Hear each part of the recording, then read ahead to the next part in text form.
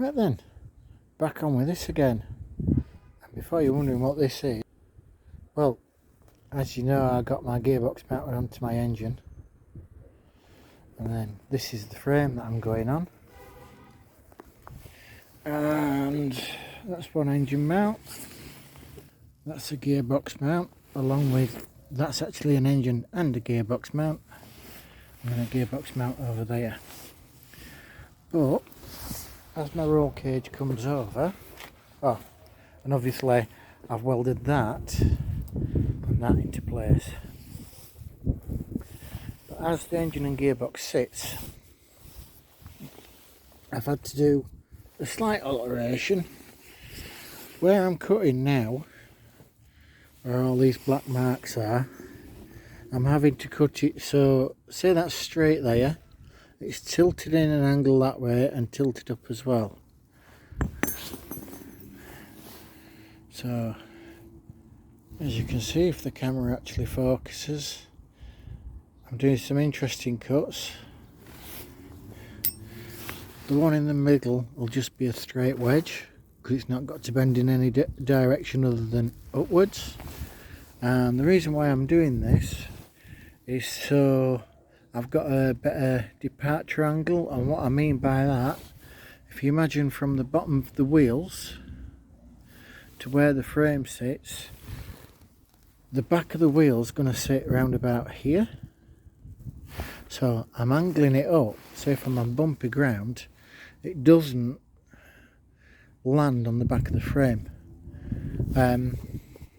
So yeah, let's see how we go on with that. And then, once I've all got it angled up, I'm going to have a piece of box that runs across the back. And then the back of my roll cage will sit on this box. So yeah. Well, got a bit further to do. It's been a nightmare lining all them angles up and lining those two up at the same angle. But yeah, the back of the roll cage is going on there, so it's got to be spot on, because I don't want to create a weak point in it. But next job, after I've welded that up properly, because it's just not properly welded, goes without saying, I'm going to make sure that the gearbox is definitely alright by taking it off and making sure that there's nothing catching, putting it back on the frame, doing one more engine mount, then I can put the roll cage over the top of everything. But and then it's all the fun stuff like drive shafts, gear linkages, brakes. I've more or less done my steering apart from the mounting and the steering wheel, so it's all good.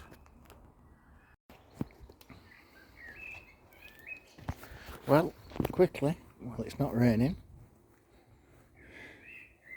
I've got my roll cage to put back on, but I've had to step it forward because I need to trim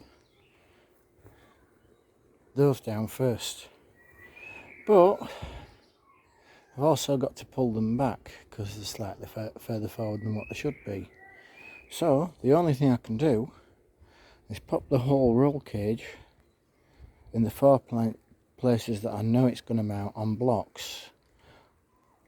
Cut not all the way. If you see there, I've put a line. Cut a bit lower. And then pull them back and mark it with another block of the same thickness around the pipe when it's pulled into place. That's going to be fun. The other thing is, I need to pull the gearbox off again, because the starter motor's just touching there where I've put the white, so it's not ideal. It's only just touching, but it's touching nonetheless. So, and then I've got to work out my clutch.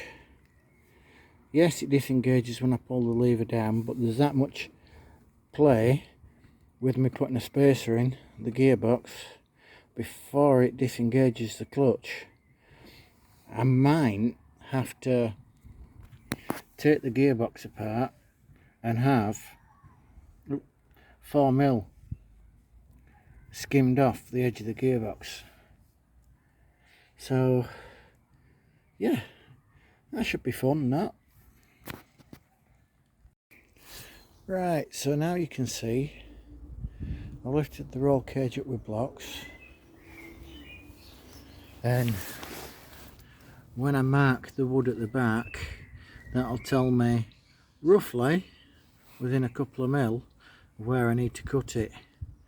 I'm going to leave it a bit longer so I can fine tune it, but the idea is that if I can get it within the ballpark, then I can fine tune it and allow for any distortion or whatever there may be.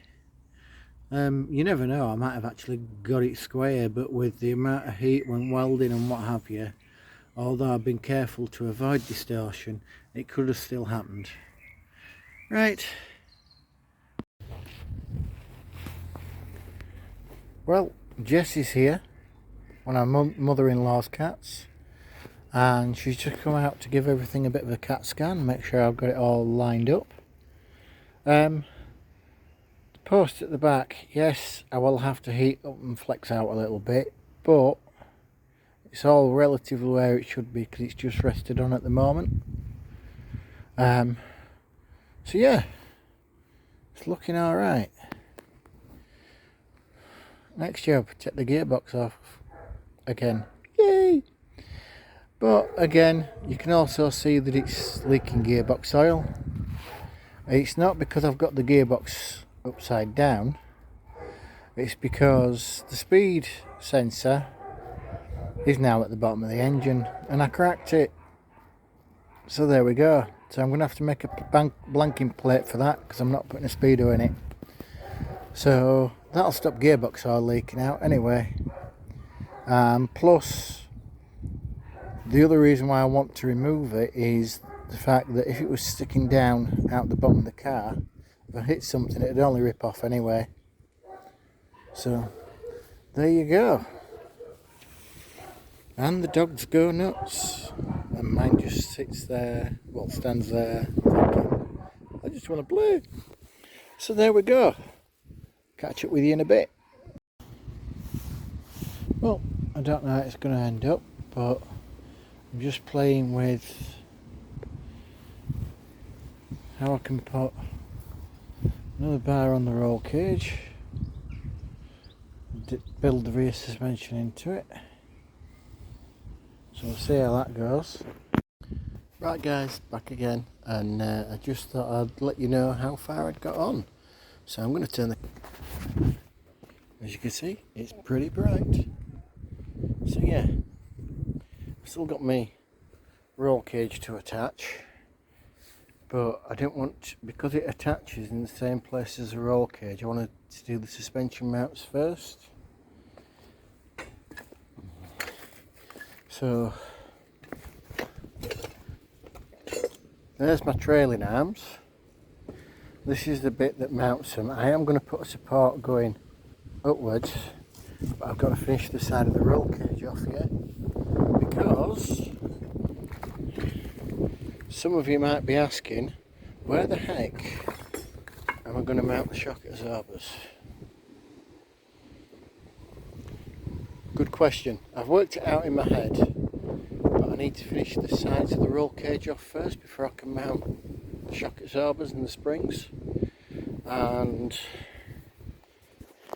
yes, when I start mounting it, I'm going to have to pull these bars back to the corners.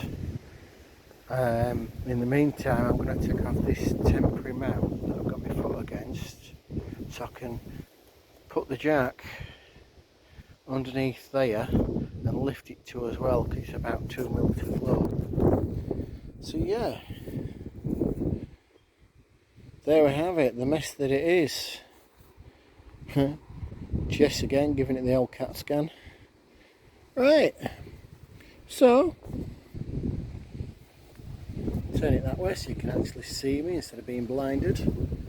As you can tell, it's pretty windy, but my job today is mount the roll cage and then start cutting a load more steel, which is boring, so I'm not going to film that, but I am going to film it once I've welded it in place.